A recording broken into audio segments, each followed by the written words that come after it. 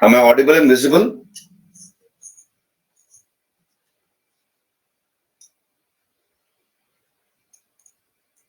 Good evening, everyone. Welcome to the Byju's webinar on art and culture for the month of May 2024. Am I audible and visible? Good evening, Sudhanshu, Aarti,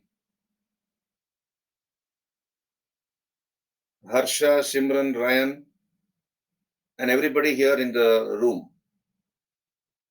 Yeah, good evening.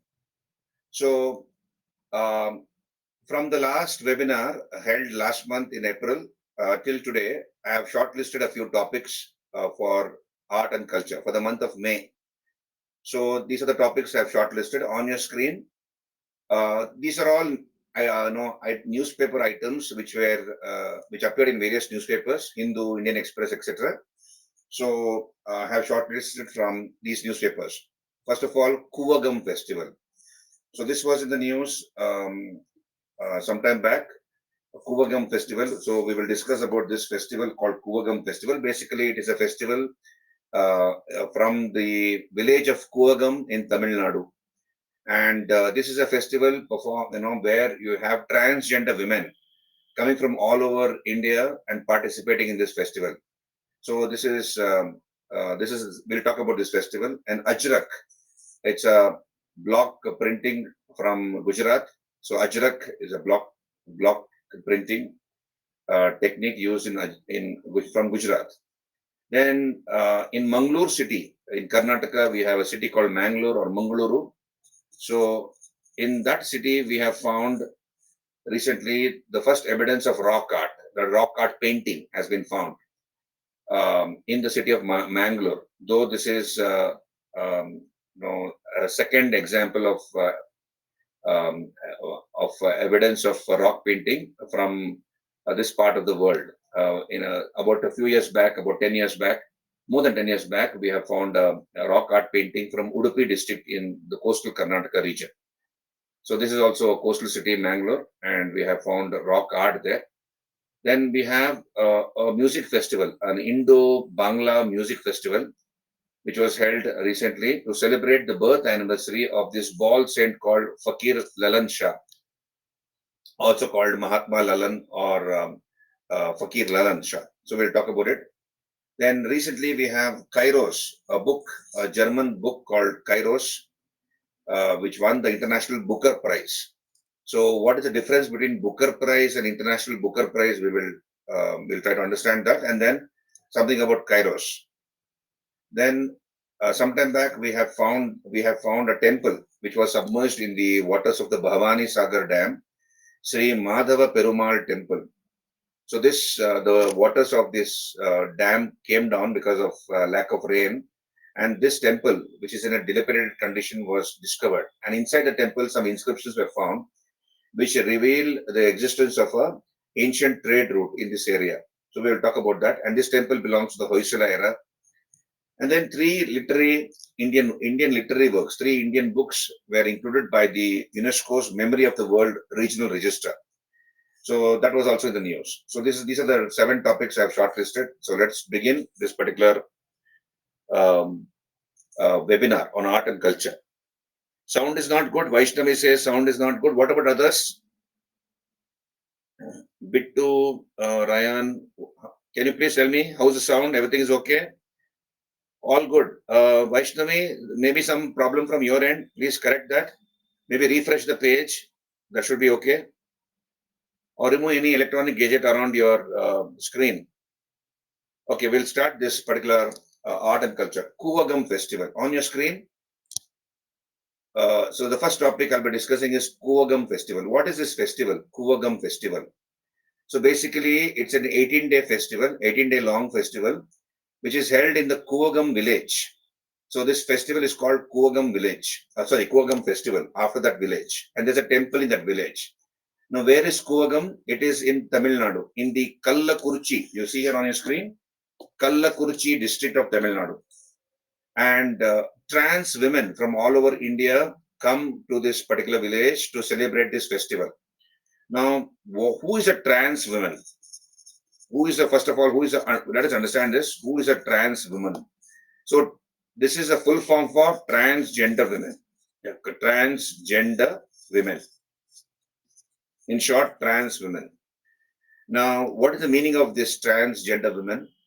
So basically, at the time of birth, it is the doctor or the hospital which will fix the gender of that baby, newly born baby, male or female, right? So, transgender women basically is a person who has been assigned as male, but then as they grow up, they have a lot of feminine characteristics. So they feel that they are a girl or a woman and not a male, and that's why they are called trans women. Did you understand? So therefore, that also leads to a lot of tension, depression also amongst these people for that reason, because they are given that the gender has male, but they have all the feelings of a female or a woman. So that's the meaning of trans woman. Now, trans women from all over India come to this particular village and they participate in this festival. And it's an 18-day long festival. There's also a beauty pageant, a beauty contest for the trans woman.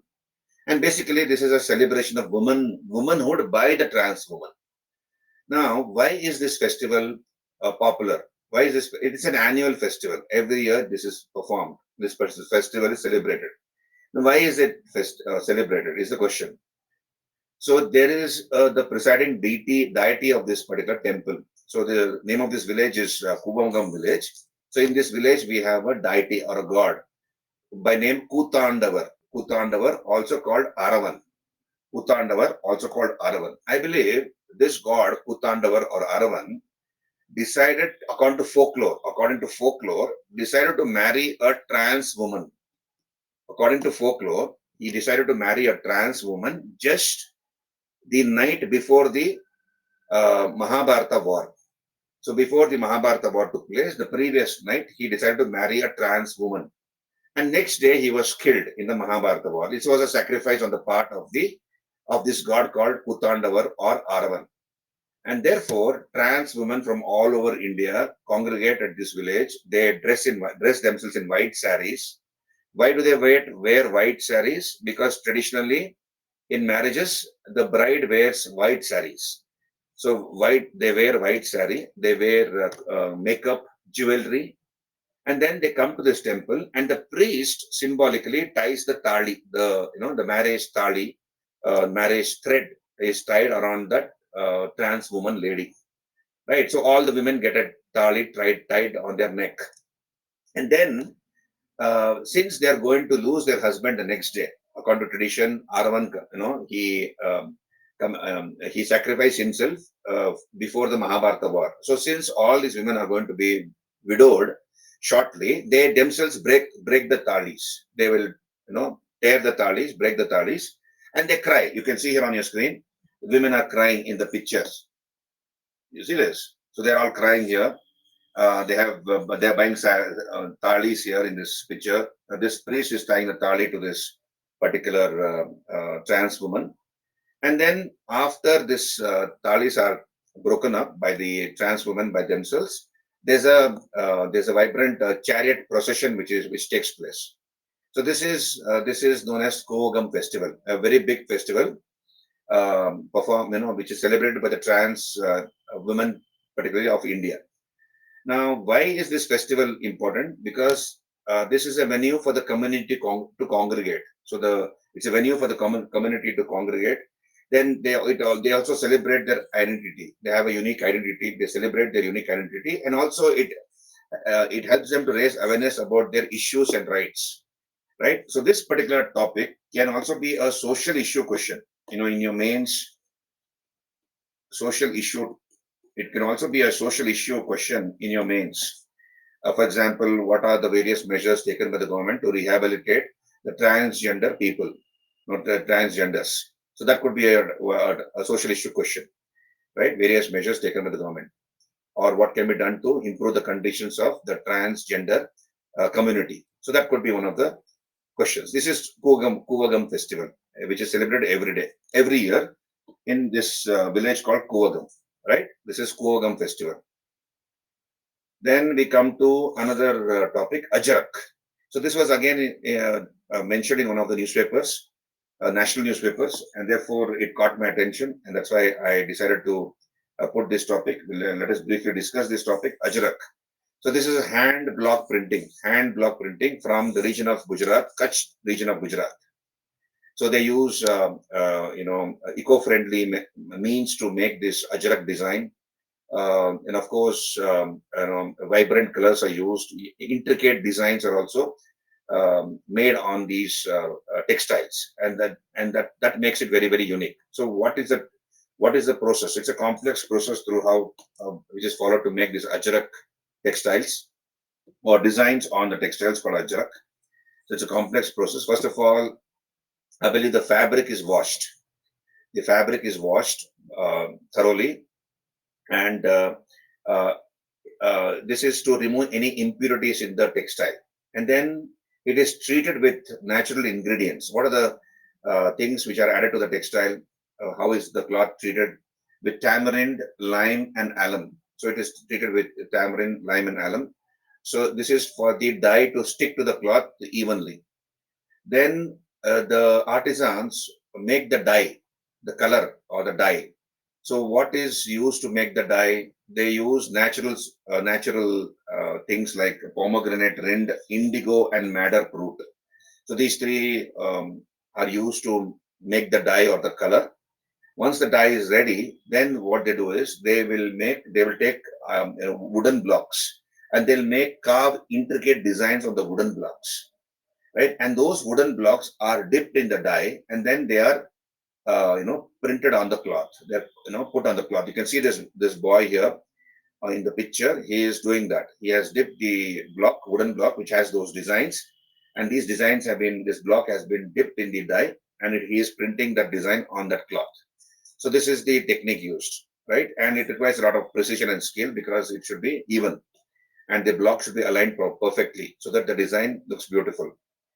Then again, the once the print is complete in Ajrak, the fabric is washed again to remove the excess dye and the colors, and that may be repeated a few times. Now, Ajrak designs, they use geometric patterns. Bold geometric patterns are used. Then the motifs, the designs used on the cloth have symbolic meanings, I believe, and they also reflect the culture, unique culture of that particular region of Gujarat, Kutch region of Gujarat. Now, unique feature of Ajrak is that it can be printed on both the sides.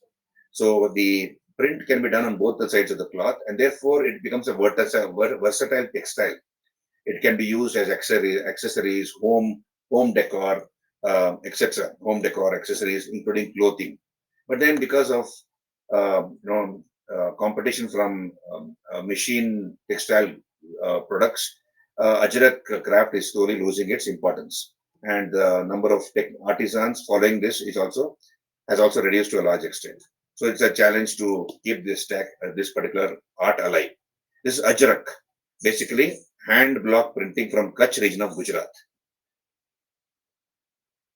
Anand Krishnan says, okay, this is previous slide. Previous slide. Anand Krishnan, is it fine? This is the slide you're looking for. No, this will be shared with you. Don't worry.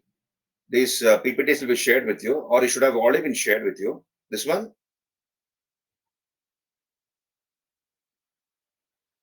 Can you be specific which particular page you want me to go to? On Ajrak cloth. Is it fine? All of you are able to hear me? Is it clear? Whatever I have told you just now, till now? Any doubts? It's easy, very easy topics. The Ajrak second one. Okay. Yeah, it has been shared. Ryan says it has been shared. Okay. So this is Ajrak, right? Fine. Then we go on to another topic. Find first evidence of rock art in Mangalore city found. So you see, what is rock art? Rock painting. Rock art is nothing but rock painting. And basically, rock painting is mural painting. What is mural? Mural is painting done on a static surface, isn't it? Painting on a static surface is called mural. Painting on a static surface is called mural, right? Mural painting. Right. So here, for the first time in the city of Mangalore or Mangaluru in Karnataka, there has been found evidence of ancient painting or rock painting, rock art painting. So this has been found in a temple, in a shrine called Balur Panne Kotada Babbu Swami Shrine in Mangalore. So what was this painting about? A pair of human footprints. A pair of human footprints have been found on a natural boulder in this temple, Balur Panne Kotada Babbu Swami Shrine. And this is the first evidence of rock art in Mangalore city, right? So a pair of human footprints, and they belong to the first and the second century AD, first or second century AD. And this makes us think, the archaeologists who found this particular footprint, painted on this natural rock boulder, says that it makes us rethink about the history of Babu Swami, the origin of Babu Swami. So he's the local deity here in this temple. He's more of a, what do you call, Bhuta, the, in the coastal regions of Karnataka, we have the worship of ghost worship is there, or devil worship. So Babu Swami is basically the worship of a ghost or a devil, right? Locally called Babu Swami. So this painting found on this natural rock boulder in this temple makes us rethink about the history or origin of this Babu Swami. Probably this character called Babu Swami is as old as this painting, or maybe older than that, right? And this was one of the efforts to recreate the history of Babu Swami. So this rock art was found while trying to resurrect or recreate the history of Babu Swami. And this is the second evidence of rock painting in the coastal regions of Karnataka. In 2009, a rock art site was discovered at a place called Buddhana Jeddu in Udupi district of coastal Karnataka. So Buddhana Jeddu in Udupi district, about 20 footprints on laterite surface were found, paintings of 20 footprints. And along with these paintings of footprints, we also found pottery and stone tools of the Neolithic period. So as you all know, with respect to painting, prehistoric painting, when we talk about prehistoric painting, we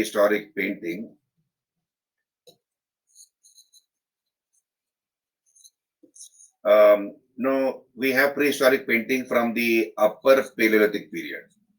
From the Upper Paleolithic period, we have evidence of a painting in India from the Upper Paleolithic period. And sometime in 1867-68, we have two people, that is John Cockburn and Carlyle. These two people were the first to discover rock paintings in India, rock paintings. And rock paintings have been found in various parts of India, for example, in Madhya Pradesh, UP, Uttarakhand, right? Kerala, Karnataka, etc. Basically, flora, fauna was depicted in the paintings. Flora, fauna, plants, animals, then birds. Then you have community life, hunting, dancing, then male and female genitalia, male and female sexual organs or genitalia, etc. have been depicted. And of course, they used, natural plant extracts, plant extracts to derive the color. Minerals also were used, like, for example, hematite to derive hematite to derive red color, chalcedony to derive green color, etc. And such paintings are found in the various caves, including Bhimbetka. It has been found at Bhimbetka in Madhya Pradesh, right? Then Lakhudiyar in Uttarakhand. Zuthu Guha in Kerala, etc. So these are some of the, this is a some information about prehistoric paintings. So we have found prehistoric paintings in Mangalore, in Mangalore city for the first time at this temple called Bullur Panne Kotade Babu Swami Shrine, right? Then, yeah, then we come to another topic. Music festival celebrates birth anniversary of Fakir Lalan Shah. Fakir Lalan Shah. So, a 3-day Indo-Bangla music festival was held in Sherpur, Bangladesh. So, Indo-Bangla music festival was held recently. This was held on May the 20th, 2024, to celebrate the 250th birth anniversary of this ball saint, a mystic saint called Fakir Lalan Shah. He's known by different names like Mahatma Lalan, Lalan Shah, Fakir Lalan Shah, etc. He's known by different names. So this every year on two occasions, this music festival takes place. One is during Dola Yatra. What is Dola Yatra? This is held in the month of March, April. Basically, Dola Yatra is where Krishna and Radha, the statues of Krishna and Radha, are made to sit in a palanquin. They're made to sit in a palanquin, and then it is swung. It is taken on a procession, and it is also used as a swing, where the so statues of Radha and Krishna are swung from one end to another end. That's called Dol Yatra. So Radha Krishna statues.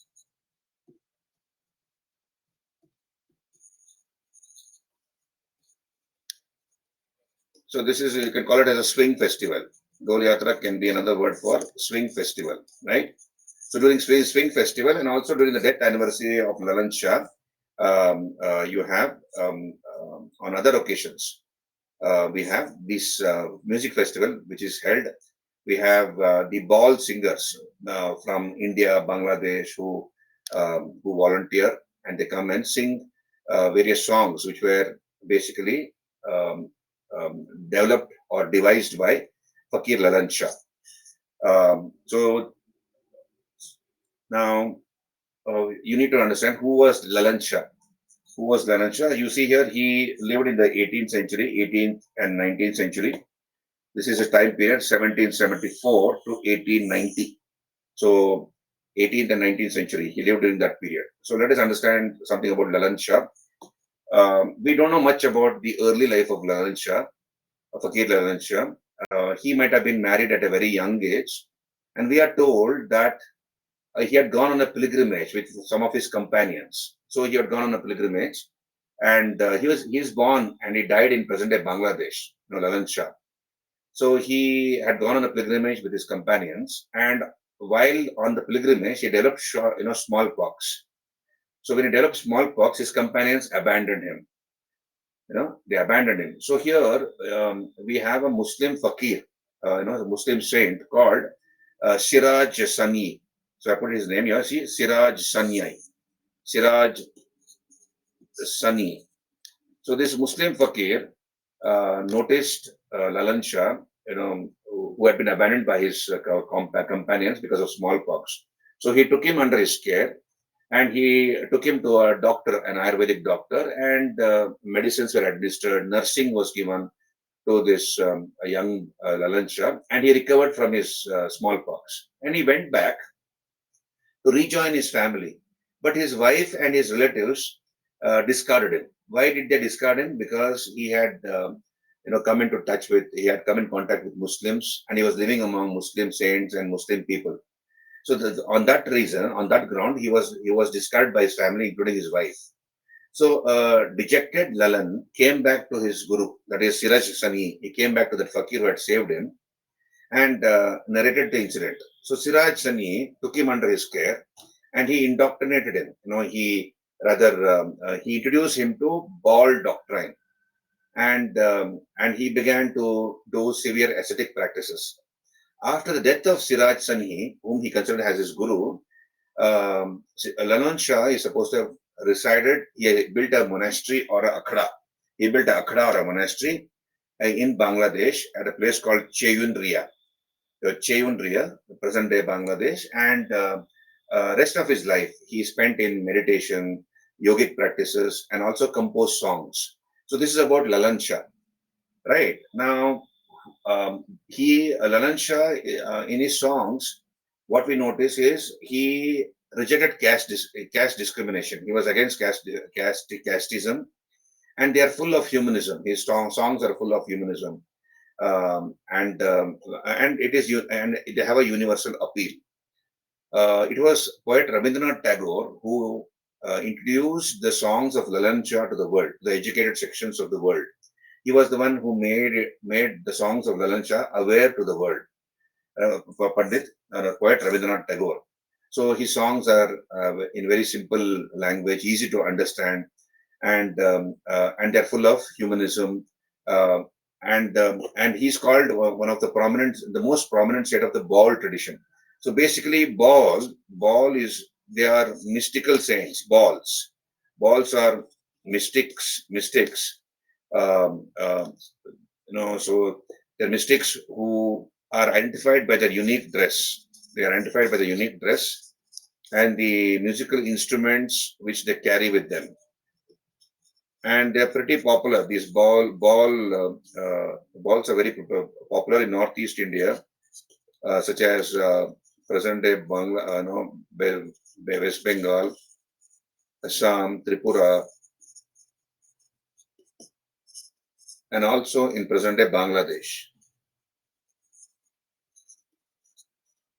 So basically, they can combine the essence of Buddhism. They combine the essence of Buddhism, Jainism, Vaishnavism, and Islam. Vaishnavism and Islam.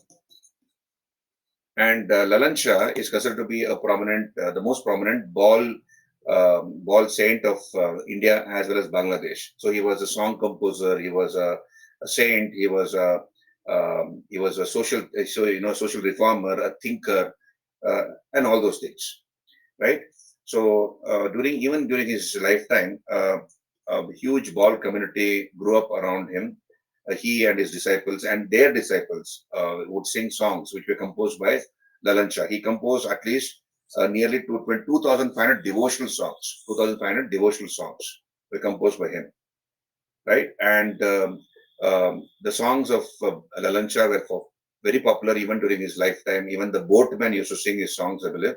And even now they continue to be popular on radio and television, particularly in the eastern parts of India, including in Bangladesh. So this is about Lalan Shah.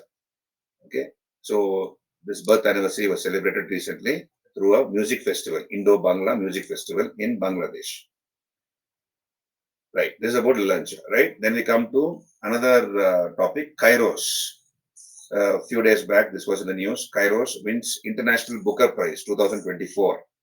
So this could be a literature question, in the prelims. So Kairos. So Kairos basically is a German book. It is a book written in German language. Who is the author of this particular book? A person called Jenny Erpenbeck. You can see, so she is Jenny here on your screen. Jenny Erpenbeck. So she is the author of this book. It is written originally in German language. And to the left of your screen, you see a man called Michael Hoffman. He is Michael Hoffman, and he is the one who has translated this book, Kairos, into English language. So, Michael Hoffman. So he's a translator. And Jenny Erpenbeck is the author of this book, which is written originally in German language. And this book called Kairos recently won the International Booker Prize. Right? So Kairos by Jenny Erpenbeck. Now this is a prize money of 50,000 pounds, 50,000 pounds, which is equally split between the author and the translator. Equally split between the author and the translator, right? This International Booker Prize. So there's a difference between Booker Prize and International Booker Prize. We will know about it in just a moment's time. Now, what is the theme of this book? Basically, it is a young girl falling in love with an elderly man, and she encounters a lot of problems. And this particular story was made in the 1980s. So the author depicts the life of East Berlin in the 1980s, just before the collapse of the Iron Curtain. That is just before the end of the Cold War. So that is the main theme of this book. where a young girl falls in love with an elderly man and she goes through a lot of problems. Last year's Booker Prize also was on similar themes. Basically, the period was the around the time of the end of the Iron Curtain, that is, end of the Cold War. So, the name of this book was Time Shelter. This was the book which won the International Booker Prize last year. Okay, and the period in the novel is almost the same. It's a fiction. Basically, it's a fiction story. The period depicted in the fiction is almost towards the end of the Cold War, or what is called the end of the Iron Curtain.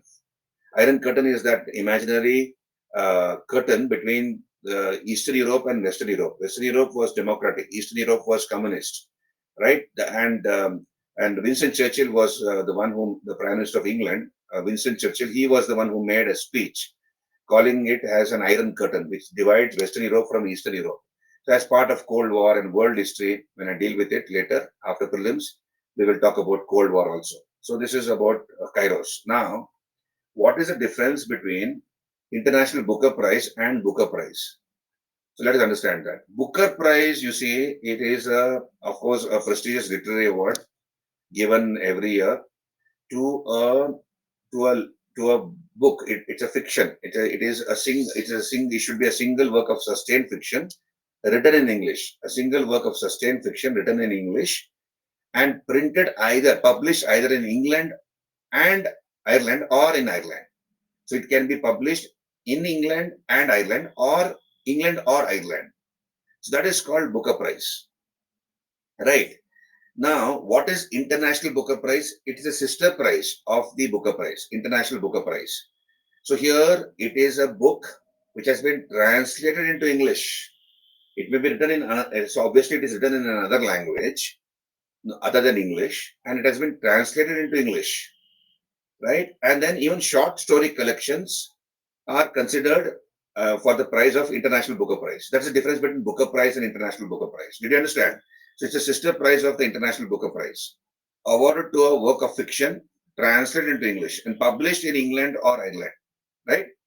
And short collections are also eligible for this International Booker Prize. Again, it carries a prize money of £50,000, and the prize money is equally divided between the author and the translator. So Kairos recently won the International Booker Prize. So the author was Jenny Erpenbeck, who is the first German writer to get this award. She is the first German writer to get this award. And Michael Hoffman is the first male translator to get this award. So remember this, please. You see here, I have given it here. Jenny Erpenbeck is the first German writer to win this award, and Michael Hoffman becomes the first male translator to win this prize. Right? So this is about Kairos and the International Booker Prize.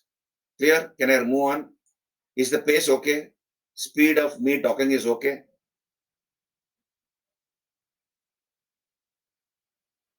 Hello? Can I move on? Okay. Thank you, Tanya. Then we come to another topic. Hoysala Eras, Sri Madhava Perumal Temple reveals trade route. You see here, Hoysala Eras, Sri Madhava Perumal Temple reveals trade route. So this was again in the news. You see this picture here on your screen. This is the temple of Sri Madhava Perumal. Basically, another name for Vishnu. So basically, this is a Vishnu temple. It's basically a Vishnu temple. And you see, this temple was submerged in the waters of the Bhavani Sagar Dam. So we have the Bhavani Sagar Dam. Where is Bhavani Sagar Dam? This is in the Erode district of Tamil Nadu. Erode district of Tamil Nadu.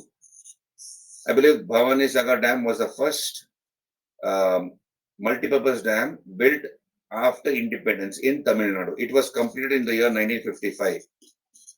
So what happened is, when this dam was built, this temple got submerged in the water spread area of the dam. Recently, because of lack of rains, the water level in the dam receded drastically, and the temple was seen. You can see the temple in your picture. And archaeologists went there and they found inscriptions inside the temple. And in the inscriptions, it is mentioned that there was one trade route as early as 1,000 years back, as old as 1,000 years back. There was a trade route traversing through this area. So, and this temple, Madhava Perumal temple, belongs to the Hoysala period. So that is the gist of this topic. Did you understand? Now look here on your screen. So Sri Madhava Perumal temple, found in the Erode district of Tamil Nadu. So we have found a trade route mentioned in the inscriptions are found in the temple, that there was a trade route over 1,000 years ago which connected the Kongu country in western Tamil Nadu with southern Karnataka and Kerala. Now, this particular temple, Madhava Perumal temple, is found, it is found in the Dandanayaka fort. So we have a fort called Dandanayaka fort. Now, who was the person who built that fort? This area was ruled by the Hoysalas. During those days, you have the Hoysala dynasty which was ruling this area. Hoysalas ruled from Belur, Halebid. Later, Halebid has their capital. And the greatest of the Hoysala kings was Vishnuvardhana. I told you in the conventional medieval India topic that when I did medieval India, I told you that you can expect a question from the Hoysala dynasty this year in the prelims and in the mains, or in both. In one of them or in both, either in the prelims or mains or in the both. Because recently, about I think in September 2023, 3 Hoysala era temples have been included in the permanent list of UNESCO World Heritage Site. One at Belur, the Chennakeshwara temple. The other is the Hoysala Shantaleshwara temple, which is a twin temple from Halebid, and the Keshava temple from Somnathpur near Mysore. So these 3 temples were included by the UNESCO in its permanent list. It was in the tentative list earlier. So you can expect a question from Hoysala topic, maybe Hoysala architecture, etc., in the mains or in the prelims. So this temple, Madhava Perumal temple, belongs to the Hoysala era. And we have Veera Ballala III. We have this king called Veera Ballala III, who ruled this area, one of the prominent Hoysala kings, Veera Ballala III, right? And Veera Ballala III. And this area later was ruled by the Vijayanagar kings and also by Tipu Sultan, where this temple has been found. So this has been found very near to a fort, inside the fort called Dandanayaka fort. And this area was ruled by the Vijayanagar rulers, earlier by the Hoysalas, and later by Tipu Sultan also. And as part of the Third Anglo-Mysore War, we have a battle which was fought, the Battle of Satyamangalam. So the Battle of Satyamangalam was a battle which was fought between the British and Tipu Sultan as part of the Third Anglo-Mysore War, 1790 to 92, right? When Tipu lost and he had to sign the humiliating treaty of Srirangapatna, all that thing. Now, who built this temple? So you please understand, the Dandanayaka fort was built. Dandanayaka literally means commander. Understand this. Dandanayaka means the commander in chief. Commander in chief. Right. So this temple, this fort was constructed by Madhava Perumal Dandanayaka. He was a general of Veera Ballala III. So this fort was built by him. Dandanayaka fort, within which this Madhava Perumal temple is found. And who built the temple? The temple was built by the son of Madhava Perumal Dandanayaka. His name was Veera Siddha Ketataya Dandanayaka. So temple was built by Veera Siddha Ketataya Dandanayaka, son of Madhava Perumal Dandanayaka. Right? So you understand? So inside this dilapidated temple, we find inscriptions. 10 to 15 inscriptions have been found. There's also a reference to a village called Turuvalur, and there was also a Shiva temple, I believe, 1,000 years back, locally called Tondishwar. You don't need to remember these things; just have a general idea. Lord Shiva, locally called Tondrishwara Mudayar, and there was a trunk road, a royal highway, or a Peruvali in Tamil language. So there was a trunk road which passed through this area, and traders used to cross the river Bhavani and river Moya to reach Wayanad in Kerala and various places in Karnataka. And you have traders who used to deal with all these goods, oil, clothes, canvas, handicrafts, and they traveled on foot or sometimes on the horses or donkeys to carry the transport. So all these details are found in the inscriptions which have been found inside this particular temple, the Madhava Perumal temple, which is basically a Vishnu temple. built by Veerasiddha Kirtaya Dandanayaka, son of Madhava Perumal Dandanayaka. And Bhavani Sagar Dam is the first major irrigation project of Tamil Nadu, built completed in 1955. Are you there with me? So once the dam was built, the idols from this temple were taken away and kept in other temples in 1953. The temple was shifted to new temples. The idols of the temple were shifted to other temples in 1953. This is about this particular temple. Clear? Hoysalara Sri Madhava Perumal Temple. Clear? Hello, all of you. So you can expect a question from Hoysala, Hoysalas, and also art and architecture. Art and architecture of the Hoysalas, apart from political history. In the prelims, you can expect a question in the prelims or in the mains or in both this year.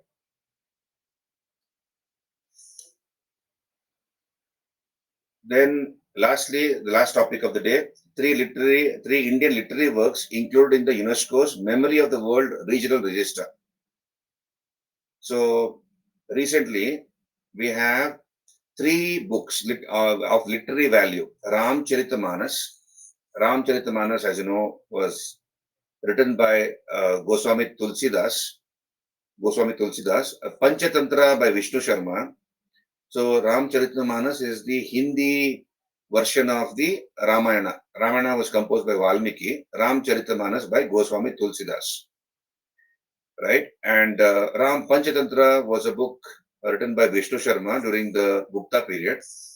Right? And also another book called Shraddhaya Loka. Sahrdaya Loka Lokana. Sahrdaya Loka Lokana. Sahrdaya Loka Lokana. Right? This is from Kashmir. So these three books have been included by in the UNESCO's Memory of the World Asia Pacific Regional Register. So this has been recently included in the UNESCO's Memory of the World Asia Pacific Regional Register. Now, which is the organization which sends entries to this Memory of the World Committee on Asia Pacific? The nodal agency which sends entries is the IGCNA, Indira Gandhi National Center for Arts. So this is the organization which sends the entries. And for the first time, India sent 3 entries. These are the 3 books. 3 entries were sent by India, and this committee, what is it called? Memory of the World Asia Pacific Committee, shortlisted it, and of course they accepted this 3 list. So because of their universal value, right? So, Ramayana and Ramcharitamanas is read not only in India but also in other parts of Southeast Asia like Cambodia, Thailand, Indonesia, etc. So, because of their wide reading and popularity, it was included by the Memory of the World Committee on Asia Pacific.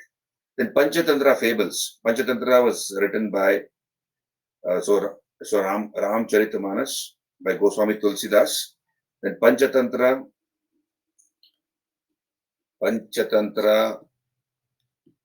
was written by Vishnu Sharma during the Gupta period, right?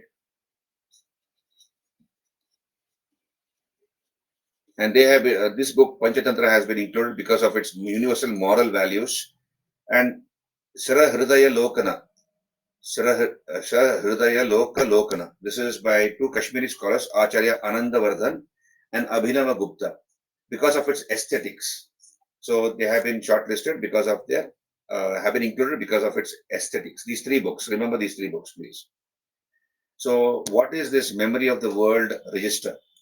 So basically, it aims to, safeguard, protect, and also facilitate access to use of documentary heritage of national, international, and regional value. So basically, it wants to safeguard, protect, and also facilitate access to documentary heritage of national, international, and regional value. And of course, a logo is provided. Once this these books are part of the register. A logo is provided, and that helps scholars, educationists to study these and make themselves accessible to these books, and also study them in detail, and also disseminate the information and the values, moral values, which are contained in these books to the rest of the world. So it also facilitates research. For these reasons, this logo is given, right? So in this particular year, 2024, apart from 3 entries from India, 20 more items were included from various countries like Philippines, Malaysia, Indonesia. Then also we have a science fiction which was written in 1905 by a Bangladeshi scholar. Her name is Rokeya S. Hossain. So Rokeya S. Hossain, she was a science fiction feminist author. In 1905, she wrote a book, Sultana's Dream. In that particular book, written in 1905, Sultana's Dream, she imagined both helicopters and solar panels. So helicopters and solar panels were not there during those days, but she imagined about it and she wrote this particular book called Sultana's Dream. That has also been included in the list by the Committee on Asia Pacific, the Memory of the World Committee on Asia Pacific, right? So this is about until now about 65 items from the Asia Pacific region have been included by the Committee on Asia Pacific, Memory of the World Committee on Asia Pacific. So this is about the culture topic which I had to discuss today. Any doubts? Any questions? Hello? Any doubts? Any questions? So the mains question, particularly Hoysala, you can expect a question from Hoysala Lakshmi. From Hoysala Art and Architecture, you can expect a question because we have discussed Hoysala temples, right? This temple called Madhava Perumal Temple, which is basically Hoysala era temple. So you can expect a question. I have given you this. You see, Hoysala's art architecture prelims question. Then you can expect a question in the mains from the first topic, Kuvagam Festival. That is how to rehabilitate or improve the conditions of the transgender people, right? Because what you call eunuchs or transgenders, they are part of our culture. When a baby is born newly, transgenders visit, particularly in North India, Punjabi families, other families, they come, they bless their child. It is considered to be auspicious. They're visiting and blessing the child. So it's part of our culture. But then they are not brought into the mainstream. We generally look at them as outsiders, and also they're exploited, sexually exploited, unfortunately. So what are the various measures taken by the government, or what could be the measures taken by the government to rehabilitate, improve the conditions of the transgender people or transgender community? That could be a question as part of social issues, I told you in the beginning, right? Yeah, Tanya, International Booker Prize can be published either in England or in Ireland or in both England and Ireland, or England or Ireland.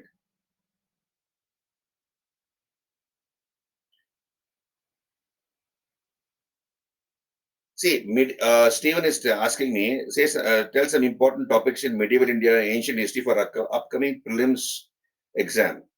Okay, so you see, Stephen, so when we talk about ancient India, you see, if you have done the broad reading, the wide reading will help you, because it's difficult to predict questions for the prelims of current affairs. I'm sure if you're updating current affairs for the last 1.5 years, art and culture section should have been covered by current affairs. But to predict questions from ancient India, the conventional history, it becomes difficult. But then I would say, Indus civilization, Indus Harappan civilization is an important topic. They have asked questions from Indus civilization. For example, which is the largest Harappan site? Which is the largest Harappan site?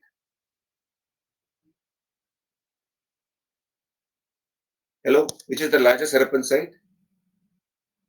I've covered this. Sasi, you're wrong here. See, not Stephen, you're again wrong. It's not Mohenjo-daro. It is, Rakhigari. Rakhigari in Haryana is the largest Harappan site. Okay, this is yet to reflect in your textbooks. Even R.S. Sharma gives it as Mohenjo-daro. It is Rakhigari. right? And Rocky Curry was in the news some time back.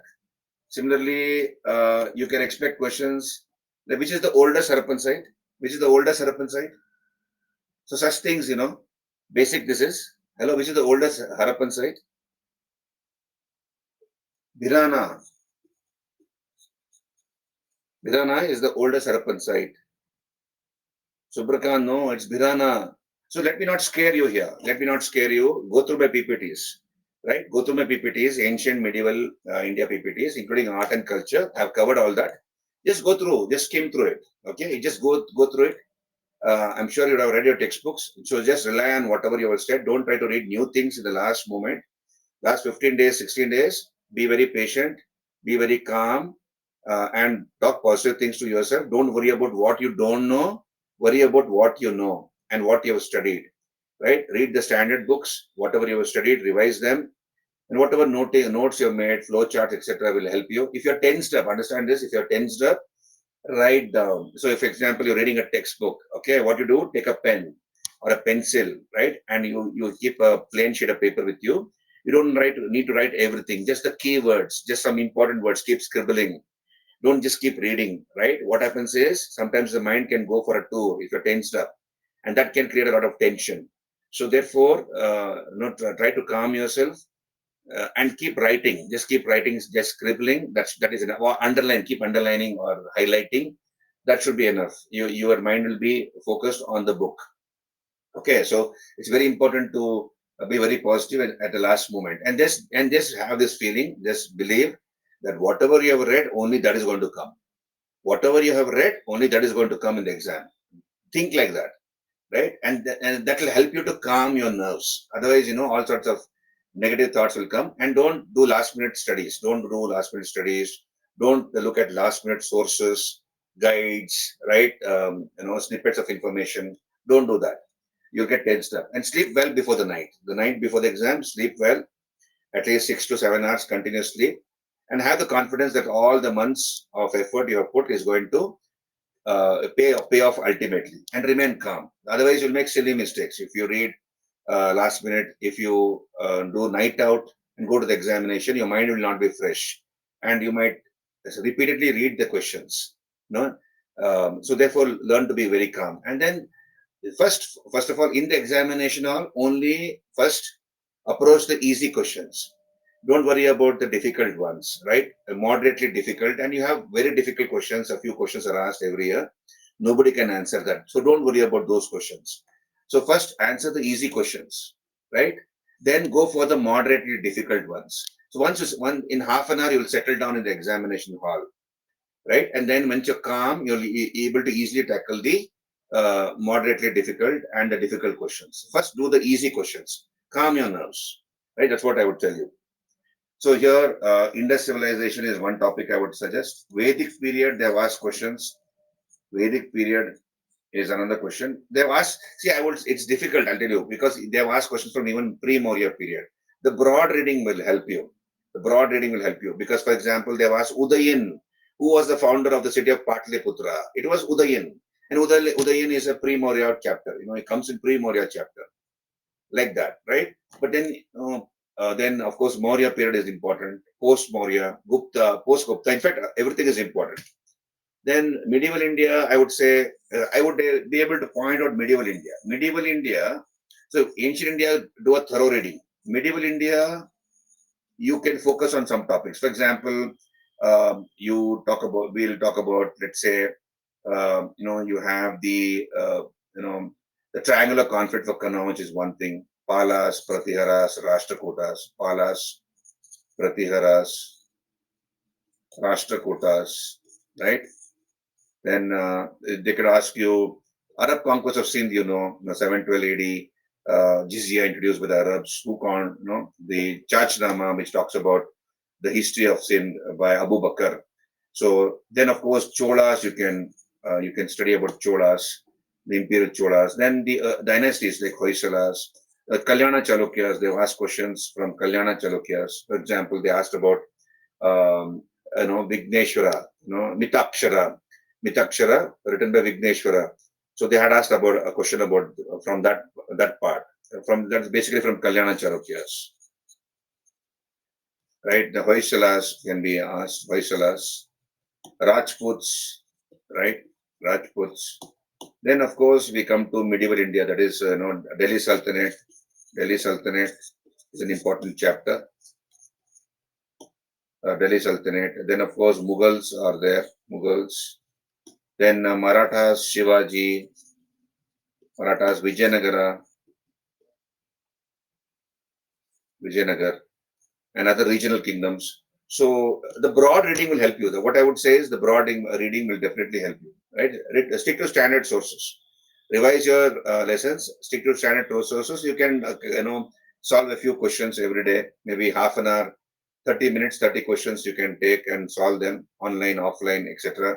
Do the current affairs thoroughly. That's what I would say, and learn to calm your nerves. That's it. Yeah, read dynasty-wise art and culture. You can do that, Prerna. That is also fine.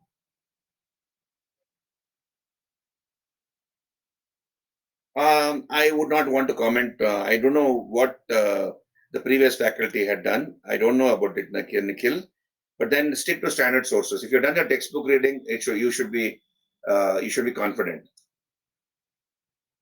Timeline not very important, Priyanshu.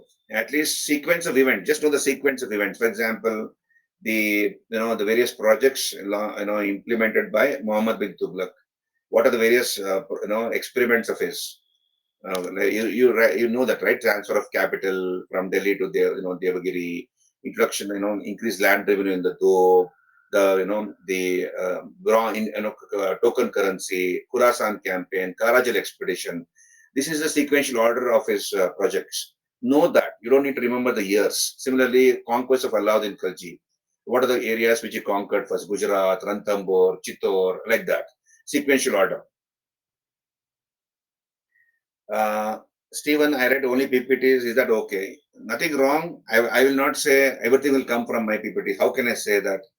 So, in the given time, whatever time has been given to us, I would have made the PPTs. A little bit more I have given. At least I would say 80%, 75%, 80% is covered in the PPTs. The rest 20, you have to have read a textbook. One textbook I had suggested, isn't it? One textbook, R.S. Sharma for Ancient India, Satish Chandra for Medieval India, Nitin Singhania, the Standard Bible for Art and Culture, and Current Affairs from Indian Express and Hindu newspaper. That should be sufficient. And of course, PT 365 is good.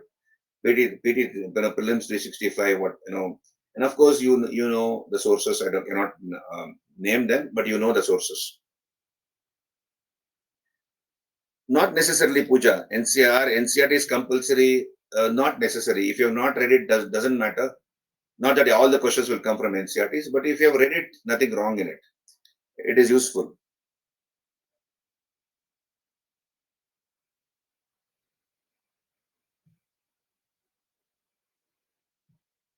No question as a task from this webinar. We don't know.